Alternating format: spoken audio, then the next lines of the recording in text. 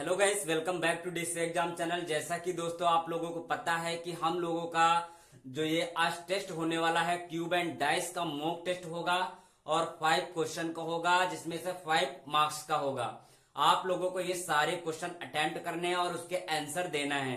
पहले वीडियो को पॉज करोगे, मतलब क्वेश्चन जैसे आएगा वीडियो को तुरंत पॉज करोगे और फिर उसके बाद सॉल्व करने के बाद फिर आपको फिर देखना है, ठीक है। तो देखना है आंसर सही आ रहा तो ठीक है, फिर अगला क्वेश्चन इसी तरह आएगा, फिर वैसे पॉज करोगे फिर सॉल्व करोगे। अब चलिए हम क्वेश्चन करते हैं। ये अपना पहला क्वेश्चन है और क्या पूछ रहा है कि एक पासे की चार स्थितियों में मतलब एक पासे को 4 स्थितियों में दर्शाया गया है। इस पासे में 4 के विपरीत पूछा है कि 4 के विपरीत कौन सी संख्या आने वाली है। ये 4 डाइस दे रखे हैं और ये हमारे 4 ऑप्शन है, इनमें से कौन सा आंसर होगा। तो जब देखो इस तरह का क्वेश्चन आते थे, इस तरह के हमारे डाइस आते थे, तो मैंने एक चीज बताई थी कि आपको 2 पासे लेकर चलना है, ठीक है। आपको अपोजिट वैल्यू निकालना है, नहीं तो ऐसे नहीं होगा। अगर देखो इनका और इनका अगर हम लोग निकालेंगे ना तो 5 1 5 और हमारा यहाँ पर देखा जाए 5 1 और 5 1 दो चीजें कॉमन दिख रही है, ठीक है। और यहां पर देखा जाए तो 2 और 6 बचा है हमारा। लेकिन पूछा क्या, 4 का अपोजिट हमारा 2 और 6 नहीं हो सकता है, क्योंकि हमेशा एक ही आएगा। क्योंकि यहां पर दो चीजें देखो, 4 के अपोजिट 2 और 6 आ रहा है, 2 और 6 आ रहा है, एक लानी है। यहाँ ऑप्शन में हमारे 2 और 6 कहीं पर दे ही नहीं रखा है, ठीक है। तो अब क्या करना है, अब हमको करना है, अगर पहला छोड़कर हम दूसरे वाले, अगर हम इसकी इन दोनों की कंपेयर कराएं तो अगर देखा जाए इन दोनों में हमारा सेम 5 यहां मिल रहा है, यहां पर भी 5 मिल रहा है और कोई चीज सेम सेम नहीं दिख रही है। तो जो चीज सेम दिखती थी हम लोग क्लॉकवाइज घुमा देते थे। तो क्लॉकवाइज देखो ऐसे घुमा देंगे, ठीक है। इसमें भी क्लॉकवाइज घुमा देंगे। तो चलिए इसमें बना देते हैं। 5 का अपोजिट देखो 5 किसके पास जा रहा है, 2 के पास 2 आया। अब 2 किसके पास जा रहा है, 1 के पास, तो देखो 1 आ गया, ठीक है। उसी प्रकार से यहाँ पर देखो 5 किसके पास जा रहा है, तो 5 जा रहा है 6 के पास, 6 आ गया। फिर 6 किसके पास जा रहा है, 4 के पास आ रहा है, ठीक है। तो देखा जाए 1 का अपोजिट 4 आ गया और 2 का अपोजिट 6 आ गया। 5 का अपोजिट जो दिख नहीं रहा है, कौन सा नंबर नहीं दिख रहा है, हमारा 3 नहीं दिख रहा है, तो 5 का अपोजिट 3 हो जाएगा। लेकिन पूछा क्या, 4 के विपरीत क्या होगा। तो देखो चाहे 1 का अपोजिट 4 का हो या फिर 4 का अपोजिट 1 का हो, तो 1 का अपोजिट हमारा 4 का अपोजिट क्या हो जाएगा, 1। तो ऑप्शन नंबर अपना जो पहला ही है यही राइट हो जाएगा। ये रॉन्ग है, ये रॉन्ग है और ये वाला रॉन्ग है। पहला ऑप्शन जो हो जाएगा ये राइट हो जाएगा। इसका आंसर क्या होगा, 1 आ जाएगा। अब देखो आप लोग इसका इससे भी कंपेयर करा के देख सकते हो, तब भी आपका आंसर क्या आने वाला है, 1 ही आएगा 4 के अपोजिट, ठीक है। ये चीज क्लियर हो गई। चलिए अब नेक्स्ट क्वेश्चन लेते हैं और उसको भी करते हैं।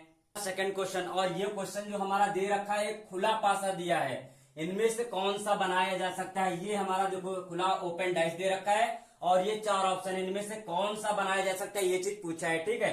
क्वेश्चन किसमें का है, ये ओपन डाइस का है। ये भी मैंने बता रखा है, ठीक है। आप लोगों ने देखा भी होगा, अगर नहीं देखा है तो सारे के सारे वीडियो जो हैं डिस्क्रिप्शन में इसकी लिंक दे रखी है।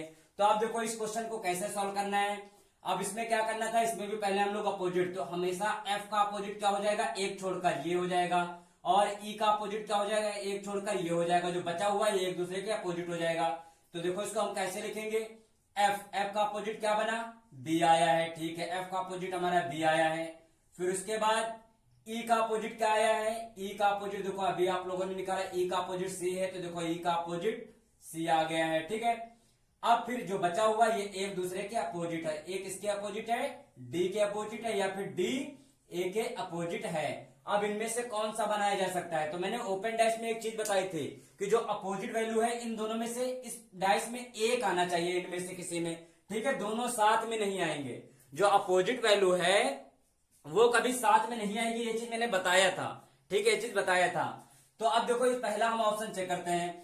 अब देखो यहां पर बी और एफ, अब अगर देखा जाए बी और एफ हमारा साथ में आ गया ना, ये एक दूसरे के अपोजिट है, तो मतलब ये दोनों साथ में आना नहीं चाहिए, हमेशा एक आना चाहिए। अपोजिट मतलब दोनों साथ में नहीं आना चाहिए, तो ये ऑप्शन गलत हो गया। दूसरा चेक करते हैं। अब देखो यहां पर देखा जाए तो एफ का अपोजिट तो बी है, लेकिन चाहे बी का अपोजिट एफ का हो या एफ का अपोजिट बी को, दोनों में से एक होना चाहिए। तो हाँ यहाँ पर एफ है, दोनों में से एक है, ठीक है। अब यहां देखा जाए ई का अपोजिट सी है या फिर सी का अपोजिट ई है, इन दोनों में से भी यहाँ पर एक है, ठीक है। अब यहाँ पर ए का अपोजिट डी है, ठीक है, ए का अपोजिट डी है, तो देखा जाए तो अपना बी ऑप्शन राइट है। लेकिन चलो ये भी चेक कर लेते हैं। अब यहाँ पर बी और ई देखा जाए सी लेकिन देखा जाए सी और ई, देखो सी और ई एक दूसरे का अपोजिट लेकिन साथ में आ गए, ये गलत हो गया। अब यहाँ पर ए और डी देखो एक साथ में आ गया यहाँ पर, तो ये भी रॉन्ग हो गया। मतलब अपना जो राइट आंसर क्या हो जाएगा, ऑप्शन नंबर बी जो है ये राइट आंसर हो जाएगा। तो आशा है ये भी क्वेश्चन आप लोगों ने कर लिया होगा। चलिए सेकंड क्वेश्चन करते हैं नेक्स्ट, थर्ड क्वेश्चन। अब इसको भी जल्दी से सॉल्व करते हैं। क्वेश्चन क्या कह रहा है, देखो देखा जाए कि ये भी हमारा एक प्रकार से खुले पासे का ही दे रखा है, ठीक है। कैसे पता चला, क्योंकि ये देखो हमारा ओपन डाइस है और ये हमारे 4 इसके ऑप्शन है, ठीक है। ऑप्शन नंबर ये ए है और इसको बी मान लेते हैं, इसको सी मान लेते हैं और इसे डी मान लेते हैं, ठीक है। ये ऑप्शन ये भी ओपन डाइस से दिया है। तो इसमें आपको मतलब पूछा जा रहा है कि कौन सा निम्नलिखित में से, इन चारों में से कौन सा बनाया जा सकता है। तो देखो इस तरह जब आता था, मैंने बताया था कि इसकी अपोजिट वैल्यू कैसे निकालेंगे। तो देखो अगर ए का निकाला जाए तो देखो इसका बिंदु इन दोनों के कॉर्नर जो है देखो इससे ए से जुड़ रहे हैं। तो जिनके कोने जो है ए से जुड़ते हैं तो वो उनके अपोजिट नहीं हो सकते हैं। उसके बाद वाला तो ए का अपोजिट क्या हो जाएगा, बी ले लिया जाएगा।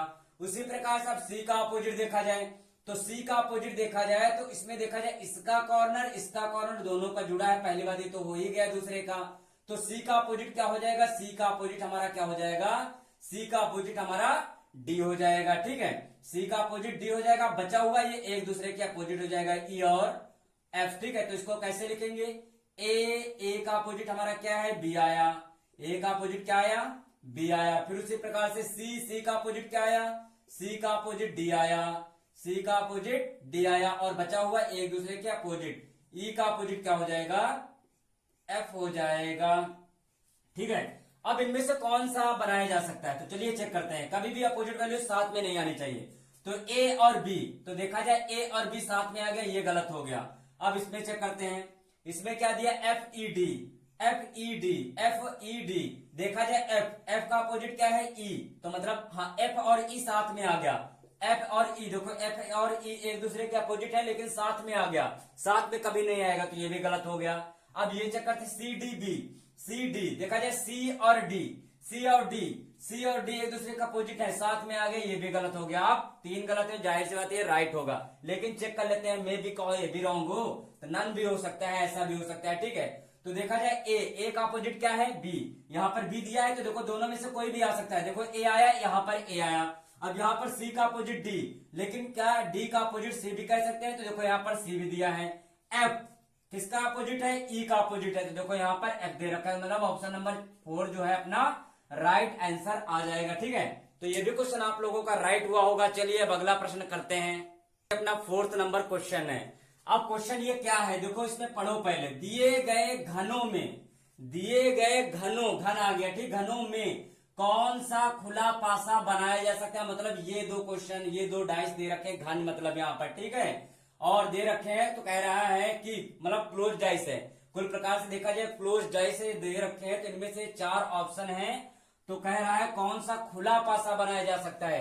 अभी क्या था, अभी तो ओपन डाइस था, लेकिन अब कौन सा क्वेश्चन बन गया है, क्लोज डाइस का बन गया है, ठीक है। ये बंद पासे से क्वेश्चन हमारा है। पहचान क्या है, देखो ये दे रखा है यहाँ पर बंद, लेकिन इससे पहले क्या था, इस तरह दे रखा था, ठीक है। तो कौन सा इनमें से बनाया जा सकता है।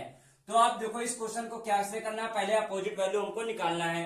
तो अपोजिट वैल्यू निकालने के लिए पहले इसमें चेक करो हमारा कौन कौन सा नंबर सेम दिख रहा है। अगर देखा जाए यहाँ पर 3 और 3 दोनों में सेम मिल रहा है, तो हम लोग 3 जहां पर सेम मिलता था हम लोग क्लॉकवाइज घुमा देते थे, क्लॉकवाइज क्या कर देते थे, घुमा देते थे। देखो 3 से 1 2 आएगा, 3 से 1 के पास गया, 1 से फिर ये किसके पास आ रहा है, 2 के पास आ रहा है। फिर इस वाले में 3 से देखो ये किसके पास, 5 के पास गया, और 5 से किसके पास आ गया, 4 के पास आ गया। तो 2 का अपोजिट 4 हो गया, 1 का अपोजिट हमारा 5 हो गया, 3 का अपोजिट क्या हो जाएगा, जो नंबर दिख ना रहा हो, 6 नहीं दिख रहा है, तो 2 के 3 के अपोजिट क्या आ जाएगा, 6 आ जाएगा। लेकिन पूछा का क्या है, पूछा है कौन सा खुला पासा बनाया जा सकता है। मतलब अब इसमें रूल देखो अलग था, मैंने बताया था कि इसमें जो अपोजिट वैल्यू है दोनों की दोनों अपोजिट सारे के सारे मिलने चाहिए। लेकिन ओपन डैश में क्या था, उसमें सारे नहीं, केवल एक मिलना चाहिए, अपोजिट दोनों साथ में नहीं थे। लेकिन हमारे क्लोज डैश में दोनों के दोनों मिलने चाहिए। अब देखो यहाँ पर 1 का अपोजिट 5, देखो 3 का अपोजिट 6 दे रखा है, तो देखो यहाँ पर देखा जाए 3 का अपोजिट 6 बिल्कुल सही मिल रहा है, ठीक है। उसके बाद 1 का अपोजिट 5 है, तो 1 का अपोजिट 5 पहले देख लिया। 2 का अपोजिट क्या है, 2 का अपोजिट देखा जाए तो 4 है, बिल्कुल सही है, 2 का अपोजिट 4 दिया और 1 का अपोजिट हमारा 5 देखो यहाँ पर दे रखा है। बिल्कुल अगर देखा जाए तो पहला ऑप्शन देखो यहाँ पर मिल गया राइट आंसर, बिल्कुल राइट आंसर पहला ऑप्शन हो जाएगा। चलिए दूसरा भी चेक कर लेते हैं। 3 का अपोजिट 6, 3 का अपोजिट क्या 6 दिया है? नहीं। अब देखो 2 का अपोजिट 4, 2 का अपोजिट क्या 4 दिया है? नहीं, ये भी गलत हो गया। तीसरा ऑप्शन देखते हैं। यहाँ पर अगर देखा जाए 3 का अपोजिट 6 है तो 6 का अपोजिट यहाँ पर तो भाई साहब 1 आ रहा है, तो मतलब ये भी गलत गलत हमारा हो गया। चौथा ऑप्शन देखते हैं। अब यहाँ पर 1 का अपोजिट 6 आ रहा है, 2 का अपोजिट 5, तो 1 का अपोजिट 6 है, 1 का अपोजिट तो 3, 1 का अपोजिट 5 दे रखा है, लेकिन यहाँ पर तो हमारा कितना आ रहा है? 6 आ रहा है। मतलब ऑप्शन नंबर डी वाला भी रॉन्ग हो जाएगा और अपना जो राइट आंसर हो जाएगा वो ऑप्शन नंबर फर्स्ट अपना राइट आंसर हो जाएगा। तो दोस्तों अब हम करते हैं लास्ट और अपना अंतिम प्रश्न है 5th नंबर का क्वेश्चन। चलिए उसको भी सॉल्व करते हैं। अपना 5th नंबर का क्वेश्चन, चलिए इस क्वेश्चन को करते हैं। क्वेश्चन हमारा क्या है? 10 centimetre into 10 centimetre into 10 centimetre भुजा वाले किसी घन को 2 सेंटीमीटर वाले छोटे छोटे घनों में विभाजित किया जाए। तो पूछ रहा है कुल छोटे घनों की संख्या बताइए, पहला एक इसमें। दूसरा क्वेश्चन है जब 2 फलक रंगी हो तब बताइए। तीसरा है जब तीनों फलक रंगी हो तो क्या आएगा, और जब कोई भी फलक रंगी ना हो तो क्या आंसर आएगा। तो देखो ये चीज मैंने बता रखी है, ठीक है। इन क्वेश्चन को कैसे करते हैं तो चलिए हम लोग इस क्वेश्चन को करते हैं। तो इसको देखो स्टार्ट करते हैं। तो हम पहले इनको लिख लेंगे। हमने एक फार्मूला बताया था n बराबर, मैंने पहले n का मान देखो निकालना पड़ेगा। अगर n का मान नहीं पता होगा आप निकाल नहीं पाएंगे, तो n का मान निकालने के लिए मैंने लिखाया था बड़ी भुजा अपन छोटी भुजा लिखाया था। n बराबर मैंने लिखाया था बड़ी भुजा अपॉन छोटी भुजा, ये चीज मैंने बताया था, ठीक है। अब इसी में देखो हमको पुट ऑफ कर देना है।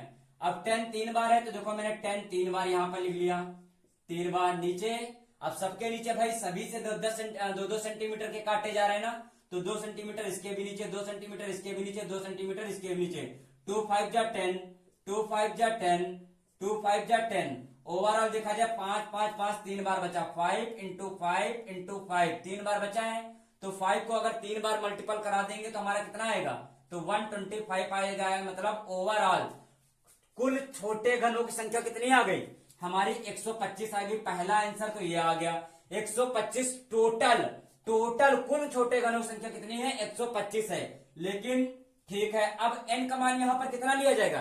n का मान केवल 1 ही लिया जाएगा। मतलब जो 5 है केवल 1 5 लिया जाएगा, ठीक है। तीनों 5 नहीं लिए जाएंगे, केवल 1 5 लिया जाएगा। क्योंकि देखो यहाँ पर 3 बताया गया, 3 घन बताए गए, ठीक है। 10-10 सेंटीमीटर के हैं वाली भुजा है, तो इनको 2-2 सेंटीमीटर काटी जा रही। 2 से इसका भाग किया, इसका भाग किया, इसका भाग किया, तो n बराबर केवल 1 ही 5 बार लेना है। ये चीज मैंने पहले ही मेंशन कर रखी है, पहले बताया था। अब क्या कह रहा है दूसरे क्वेश्चन में, कह रहा है जब 2 फलक रंगी हो, तो इसका मैंने फार्मूला बताया था n-2 और इंटू 12 जब 2 फलक रंगी हो, ठीक है। लेकिन एक फलक रंगी होती तो यहाँ पर स्क्वायर लग जाता, यहाँ पर 6 आ जाता। लेकिन यहाँ पूछा 2 फलक रंगी हो, तो इसके लिए हमने देखो n का मान कितना है 5, तो यहाँ पर मैंने 5 रख दिया, माइनस का 2 फार्मूले में दिया है, ठीक है। और इंटू में 12। अब 5 से 2 जाएगा, कितना बचेगा? 3 बचेगा। और 12 फार्मूले में दिया है, तो 12 3 जा कितना होता है? 36। तो दूसरे का आंसर कितना आ जाएगा? 36 आ जाएगा। अब उसी प्रकार से अब ये वाला तीसरे में क्या पूछ रहा है? जब तीनों फलक रंगी हो, तो मैंने एक चीज बताई थी, नंबर चाहे जो हो, ठीक है, n चाहे जो भी हो, चाहे जितना बड़ा नंबर हो, जब 3 फलक रंगी होंगी तो उसका आंसर हमेशा क्या आएगा? राइट आएगा। वो आएगा 8, ठीक है। क्या आएगा? 8 उसका आंसर राइट हो जाएगा। 8 उसका आंसर हमेशा आएगा, चाहे जितना बड़ा नंबर दिया हो। अब कह रहा है जब कोई भी फलक रंगी ना हो, तो इसके लिए मैंने फार्मूला लिखाया था n-2 का होल क्यूब। जब कोई भी भुजा रंगी ना हो, ये पूछ रहा हो, जब कोई भी भुजा मतलब फलक रंगी ना हो, n का मान कितना है? 5। तो देखो यहाँ पर मैंने 5 रख दिया और -2 लगा हुआ है, और इसका होल क्यूब। 5 से 2 जाएगा, 3 बचेगा, और 3 का क्यूब कर देंगे तो हमारा कितना आ जाएगा? 27 आंसर आ जाएगा। 27 इसका राइट आंसर आ जाएगा। मतलब जो जो पूछा है सबने निकाल दिया। कुल छोटे घनों की संख्या 125, और 2 घन जब 2 फलक रंगी हो तो कितना आया? 36 आया। जब 3 फलक रंगी हो हमेशा 8 आएगा। जब कोई भी फलक रंगी ना हो तो कितना? 27। जब कोई भी फलक रंगी ना हो, ऐसे कितने होंगे? 27 होंगे जब कोई फलक नहीं रंगे होंगे। इसका आंसर ये 27 हो जाएगा।